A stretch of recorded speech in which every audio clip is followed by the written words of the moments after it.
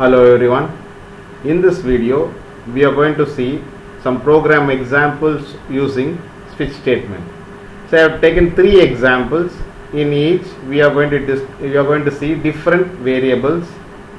That is, we are going to see different data types. One will be integer, one will be character, and another one will be string. So first we are going to see about how to use integer value in switch case. So here you can see I input an integer value which is stored in n, and n is used in as a switch variable. So this will be the switch statement, and the switch variable is used here. So here the first case will be case 1. If the number you have entered, which is stored in n, is equal to case 1, then it enters this case and prints the statement inside, that is good morning, and then breaks the switch block. If the number is not equal to 1, it doesn't enter this, it directly goes to the next case, which is equal to 2. If the number is equal to 2, it enters inside and then prints good afternoon and break. If it is again it is false, then it go to the remaining statements. If none of these cases are true, then it will go to the default statement and prints wrong choice. So now we are going to execute this statement and see how it works. So no syntax errors. So right click on void main, click OK. Now you have to enter a number. So I am entering 1, enter. So you can see the first case is true, so it is printing good morning. There is the first message. Okay, I am executing it again. So I am pressing 2. You can see the next case is true, so it prints good afternoon. Okay, if none of the case is true, so what happens?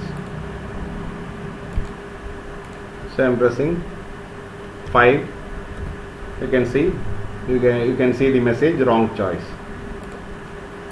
Okay, this is what about switch case using integer switch variable. Next we are going to see about switch case using a character switch variable. So here I am entering a character instead of a number, and you can see that the statement next dot char type, this is a statement used to enter a character and then it will store into ch. Now the control variable is ch and it is the switch statement. Now how to use case and the character should be within single quotes. So if the character what you entered is m, you will get good morning and break. So that functioning will be same. Only difference is you have to use all the character enclosed within single quotes. If the condition, any of this condition is false, it will go to the default statement and prints. So we will compile this and see. No syntax errors. So close, execute the statement. So I am pressing M, enter good morning. Now suppose if I press instead of capital M, what happens? So I am pressing small m. Now notice that it will print wrong choice. The reason is you have checked the case only for capital M. So what about if you want to check the case for small m? So what you can do is you can type below that within single quotes small m. So you can have two cases like this. If any one of these cases is true, it will enter the case and it prints the statement and then breaks. So we are going to test this. Okay.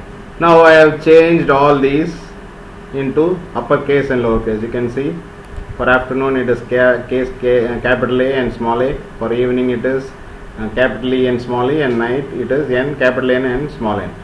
Now I am compiling this and then close. Execute the program. Now I am entering small m. You can see the first case has been executed. Okay. Suppose you have a program like enter any character and check the characters is a vowel. So in that case, what you can do is you can check all the vowels like A, E, I, O, U like this, 5 different statement and single output statement, so that whether it is A or E or I or O or U, it will print the same. It is a vowel. Else, that is in default statement, you can print it is not a vowel. So it will be easy for you to compile that and execute it. Now finally we are going to see how to use string. So program here, as you all know that you have to enter a string. So this is the input statement and I have used the control variable as S. So this is a switch statement, and here only difference is you have to use the full string within double quotes. So here also you can use capital morning like the previous example. So I just use lowercase characters.